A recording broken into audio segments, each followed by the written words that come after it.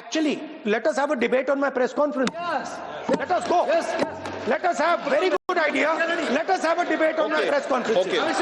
Amit Shah ji, I challenge you. I challenge you to have a debate on the three press conferences. Please. ठीक है, बैठ जाइए, बैठ जाइए। माननीय, प्लीज माननीय, आपने बात की प्लीज। ये डिबेट ही तो चल रही है।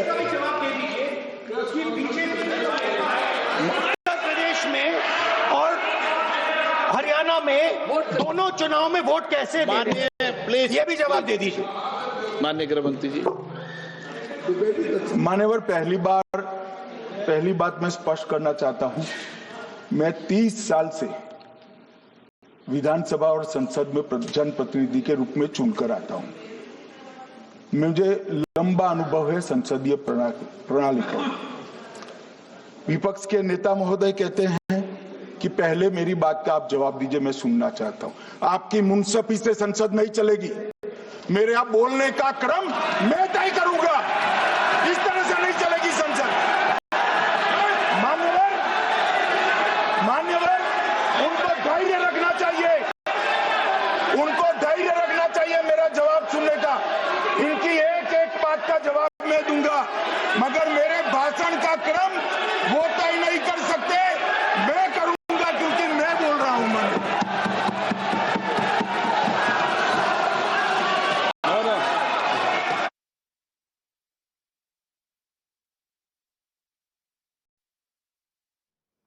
All right. So after Home Minister Amit Shah counters the vote chori allegation of क्या गलत बोला उन्होंने यही बोला, आपने जो बात उठाई है मुझे कब बोलना है मैं तय करूंगा, यही बोला ना। उसमें क्यों उत्तेजित हो रहे हो आप? हाँ, आपके 2-2 मिनट में खड़े होने से थोड़ी जवाब देते रहेंगे। नो, माननीय गृह मंत्री नहीं होगा। मैं आपको फिर मौका दूंगा, आपको।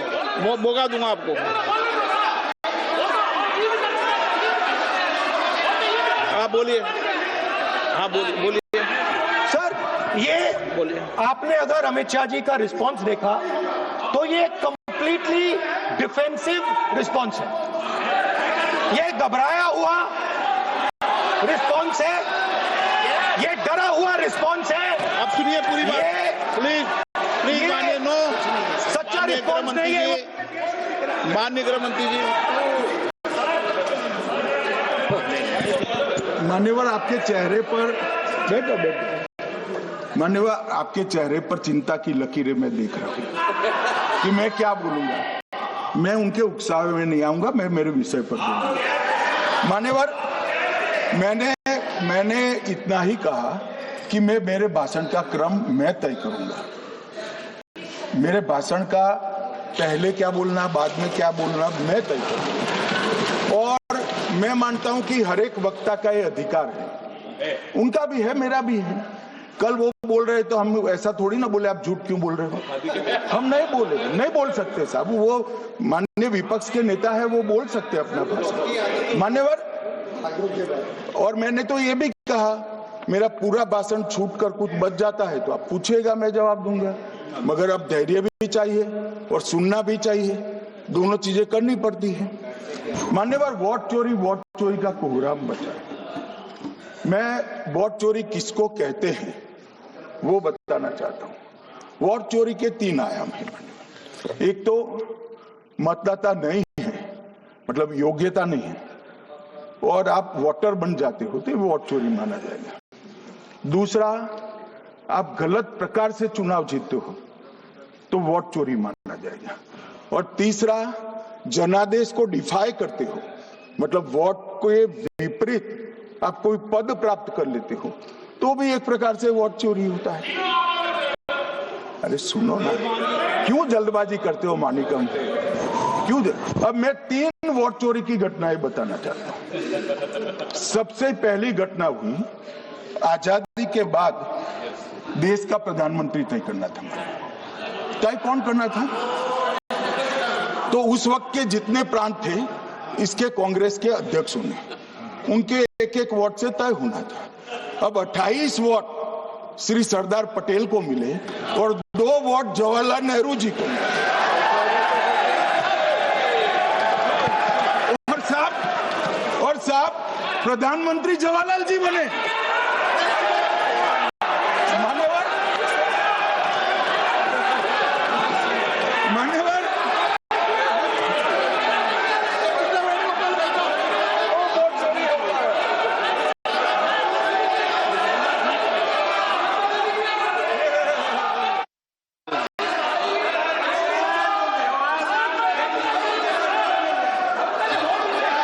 प्लीज माननीय गृह मंत्री जी, माननीय गृह मंत्री जी,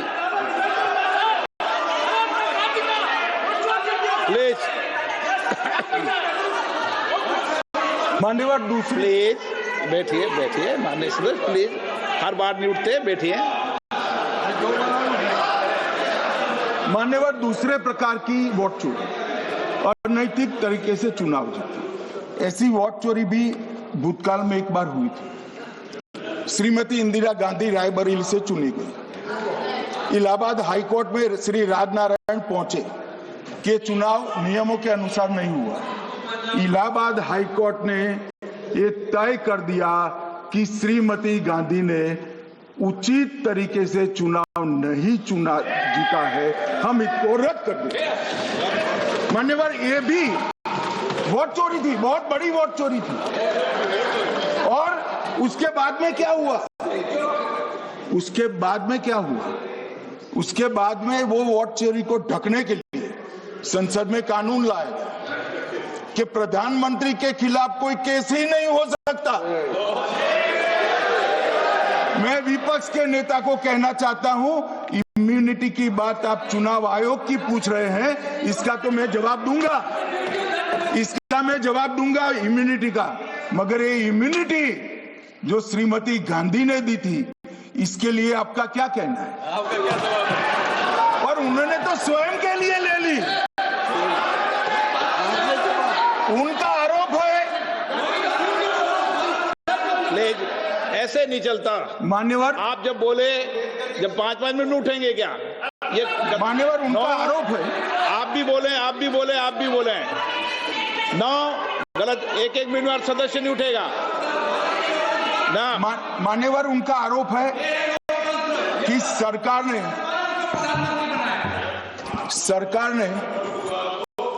बनाया तो लोकतंत्र ने बनाया, तो जो समय का केस था वो बताया है, आगे का तो बताया। मोदी जी को भी सब लोगों ने प्रधानमंत्री बनाया है भाई, आपकी कृपा से नहीं बने हैं।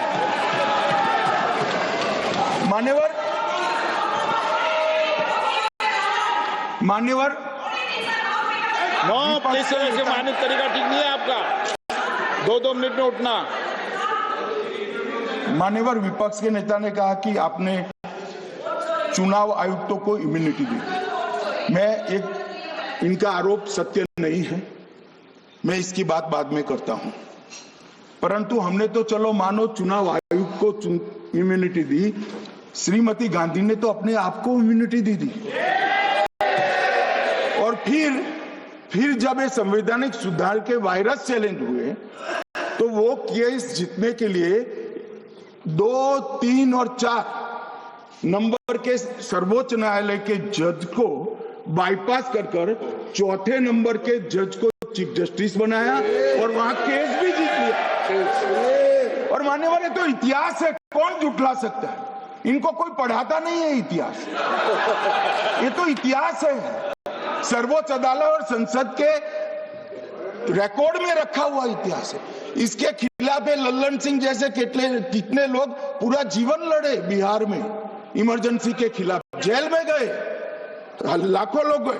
और तीसरी वोट चोरी कहना चाहता हूं, तीसरी वोट चोरी का प्रकार मैंने बताया था कि योग्यता नहीं है और मतदाता बन जाना। अभी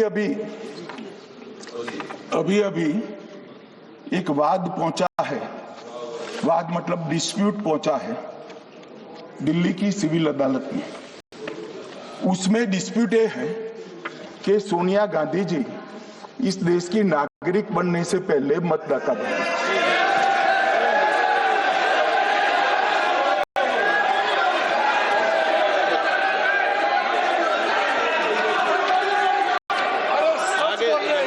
आगे सुनो, बोल क्या रहे, पूरी बात तो सुनो।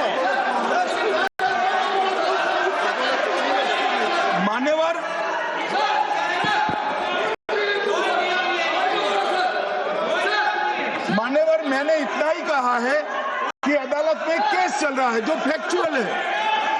अब जवाब तो उनको अदालत में देना है, सोनिया जी ने यहाँ क्यों दे रहे हैं?